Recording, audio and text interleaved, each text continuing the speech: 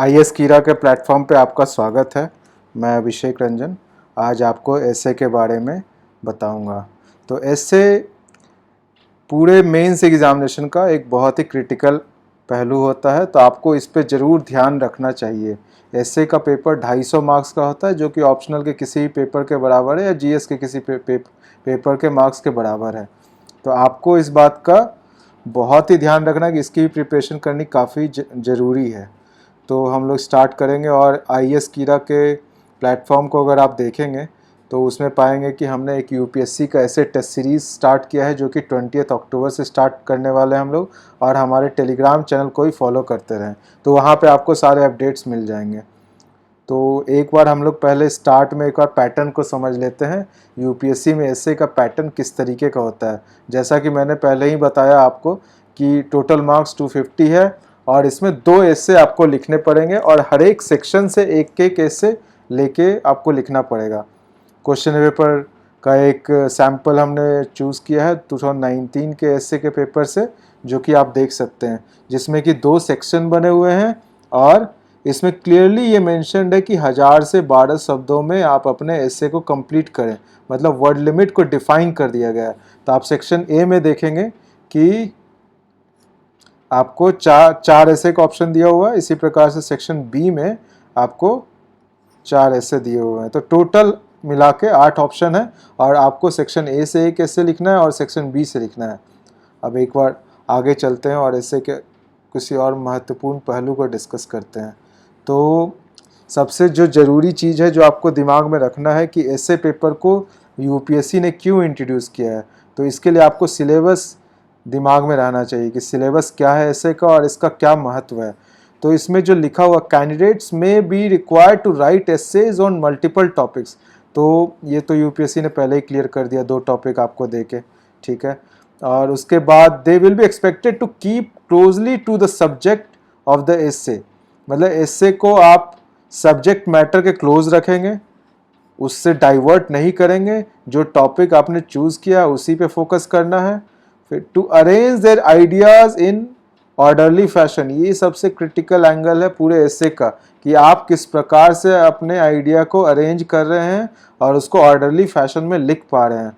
And to write concisely, तो we will discuss on this particular point also in the later. Credit will be given for effective and exact expression, तो ये आपको दिमाग में रखना है कि जो मार्क्स मिलेगा वो किस बेसिस पे मिलेगा। इफेक्टिव एंड एग्जैक्ट एक्सप्रेशन, तो एक बार इसको समझ लेते हैं कि ऑर्डरली फैशन का मतलब क्या हुआ, क्या हम ये कहना चाह रहे हैं, क्या ऑर्डरली फैशन हुआ। तो एक छोटे से एग्जाम्पल के थ्रू हम लोग इसको ब्रीफली एक्सप्लेन करेंगे। जैसे कि एक एग्जाम्पल है, technology can not replace man power. तो अगर हम लोग इस पर कुछ लिखना चाह रहे हैं तो इसको 2 पॉइंटर्स में डिवाइड करेंगे, technology can replace and can not replace. तो इसमें 3 पॉइंटर हमारे पास आ गए कि टेक्नोलॉजी कहाँ कहाँ रिप्लेस करता है। ड्राइवरलेस कार हो गया, जुडिशियल मैनेजमेंट हो गया, या एलेक्सा और होम ऑटोमेशन जैसा कि आजकल हम लोग देख पा रहे हैं। कहाँ कहाँ नहीं रिप्लेस कर सकता है। अब टेक्नोलॉजी की मदद से हम लोग ये जज नहीं कर सकते कि what car to buy, delivering judgments, love of mother, ये 3 पहलू ऐसा है कि टेक्नोलॉजी नहीं बदल सकता है, ठीक है। तो इस तरीके से हमें एक एसे लिखने का एक ऑर्डरली फैशन पता चल गया है और हम लोग किस तरीके से पॉइंटर्स को अरेंज कर सकते हैं। और उसको आगे चलते हैं। तो राइट कंसाइजली, ये पॉइंट बहुत ही महत्वपूर्ण हो जाता है, right concisely.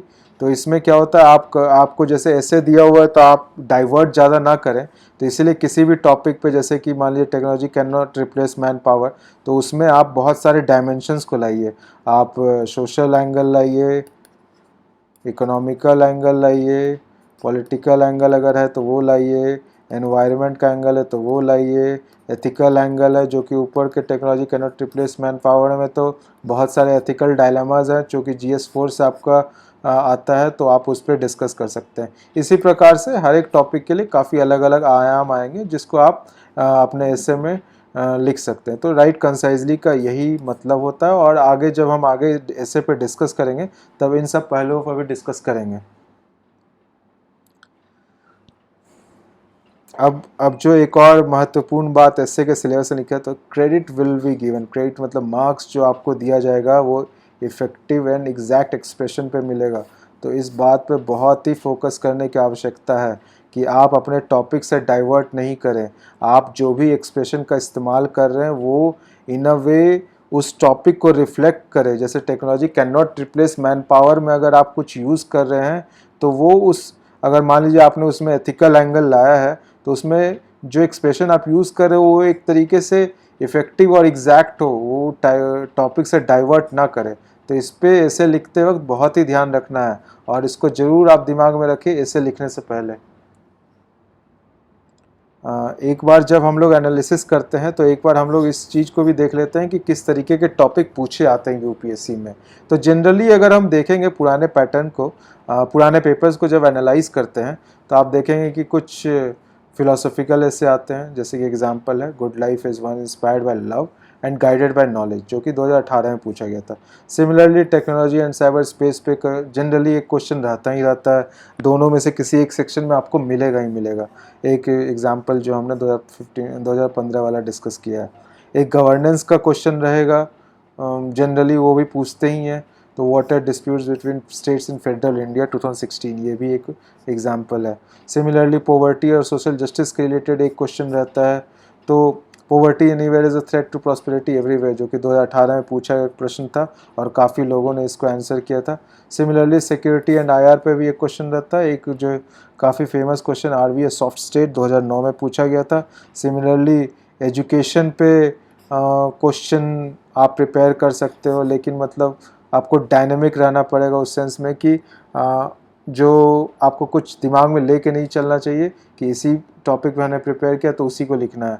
Similarly women related issues, economy पे भी क्वेश्चन होता है। एनवायरनमेंट और क्लाइमेट चेंज चूँकि प्रीलिम्स का एक बहुत महत्वपूर्ण पार्ट है, तो आप इससे भी एक क्वेश्चन एक ऐसे प्रिपेयर करके जा सकते हैं।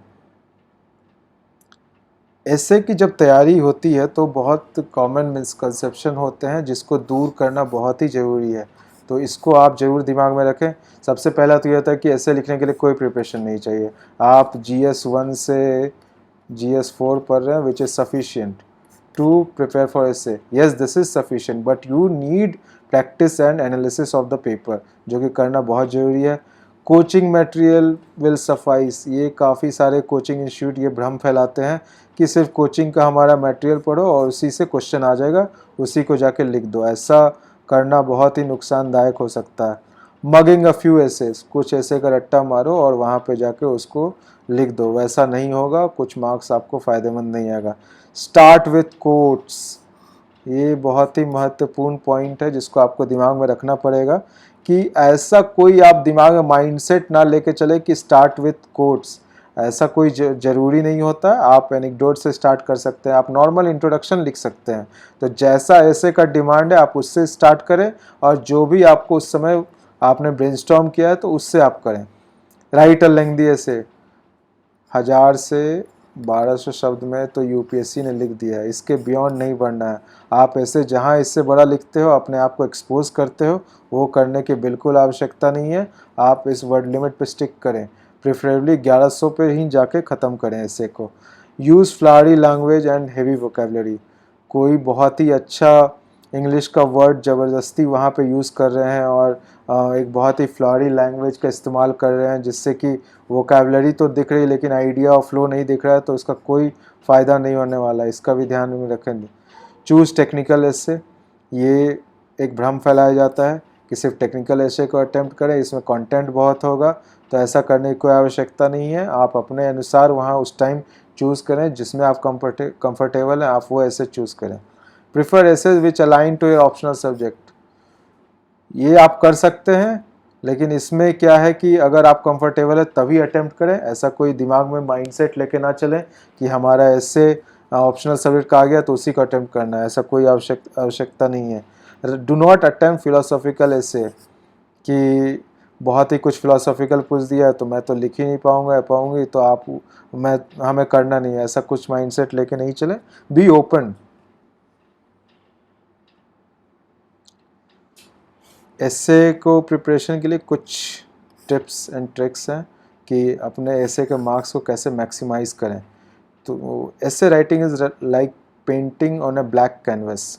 तो ये आप पे टोटली डिपेंड करता है कि आप ऐसे को कैसे मूव करना चाहते हैं, आपने कैसे ऐसे को इंट्रोड्यूस किया, बॉडी में क्या लिखा है, कंटेंट कितना इफेक्टिव लिखा है, आपने आइडिया को कितने कंसाइजली तरीके से पेश किया है, आपका आइडिया का फ्लो क्या है, आपने कंक्लूड कैसे किया है।